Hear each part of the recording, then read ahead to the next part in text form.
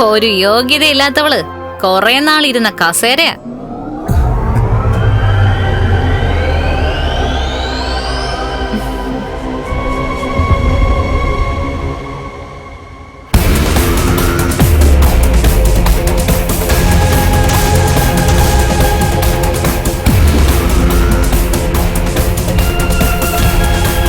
ഇനി എനിക്ക് ഈ കസേരയിൽ ഇതുപോലെ ഇരിക്കാൻ പറ്റുമോ ഉണ്ണിയേട്ടാ?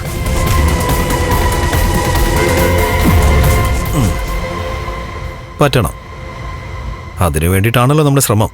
എങ്ങനെയെങ്കിലും അതിനുള്ള ഭാഗ്യം ഉണ്ടാക്കി തരണം ഉണ്ണിയേട്ടാ. അവള് ഫൈനാൻസേഴ്സിലേക്ക് വന്ന് ഈ ക്യാബിനിൽ കേറിയ ശേഷം സത്യം പറഞ്ഞ എനിക്ക് ശരിക്കും ഉറങ്ങാൻ പോലും പറ്റിയിട്ടില്ല. ഇപ്പോ ശരിക്കും ഉറക്കം കിട്ടുന്നുണ്ടല്ലോ. സംശയമുണ്ടോ? അവള് വീട്ടിൽ നിന്ന് ഇറങ്ങിയതിനു ശേഷം എനിക്ക് മനസ്സമാധാനം കിട്ടിയത്. നല്ല ഉറക്കോ.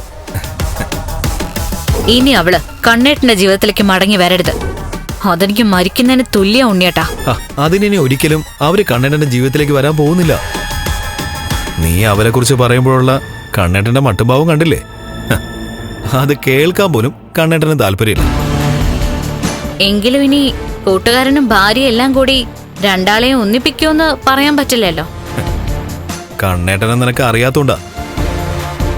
കൂടെ കഴിഞ്ഞിട്ട് വഞ്ചന കാണിച്ചവരെ ഇനി ഒരിക്കലും കണ്ണേട്ടൻ തിരികെ വിളിക്കാൻ പോകുന്നില്ല. അപ്പൊ പിന്നെ എനിക്ക് ഈ കസേരയിൽ ഉറച്ചിരിക്കാലോ. സാവകാശം നീ കണ്ണേട്ടനോട് വിഷയം അവതരിപ്പിക്കണം. വീട്ടിലിരുന്ന് ബോറടിക്കാണെന്നും അതുകൊണ്ട് ഫൈനാൻസിയസിലേക്ക് വന്നോട്ടെ എന്നും ചോദിക്കണം. കണ്ണേട്ടൻ എന്തായാലും നോ പറയില്ല. അങ്ങനെ കണ്ണേട്ടനോടൊപ്പം നിനക്കിവിടെ വരാൻ പറ്റുകയാണെങ്കിൽ സാവകാശം നീ ഈ കസേരയിലിരിക്കണം. പിന്നെ ഈ ക്യാബിൻ നിന്റെ.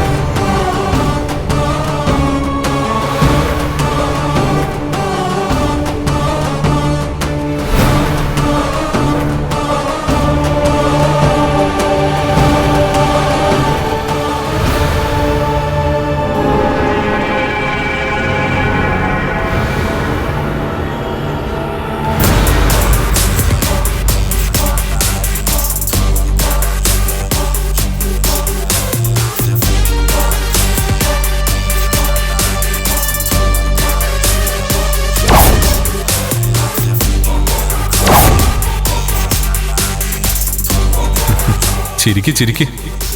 കരയുന്നതിന് മുമ്പ് ഒരുപാട് സന്തോഷിക്കുന്ന ചിരിക്കുന്നതൊക്കെ നല്ലതാ.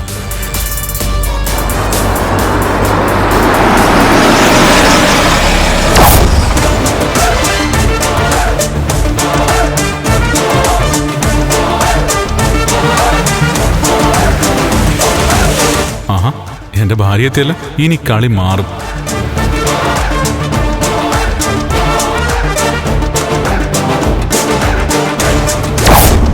ഇതുപോലുള്ള ക്യാബിനില് MD-യുടെ കസേരയിലൊക്കെ ഇരുന്ന് സ്റ്റാഫുകളെ നിയന്ത്രിക്കുന്നത് ഒരു ഗമയാ അല്ലേ ഉണ്ണിയേട്ടാ? അത് പിന്നെ അങ്ങനെയല്ലേ.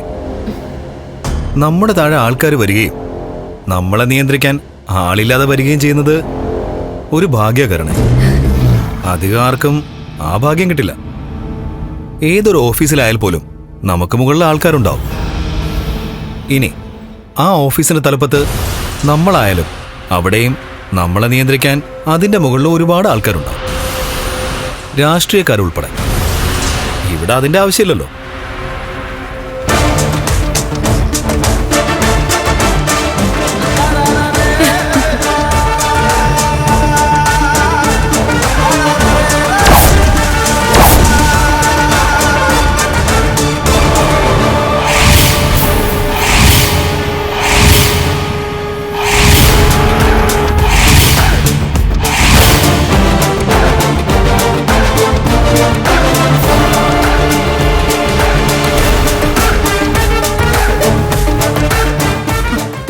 ഇവിടെ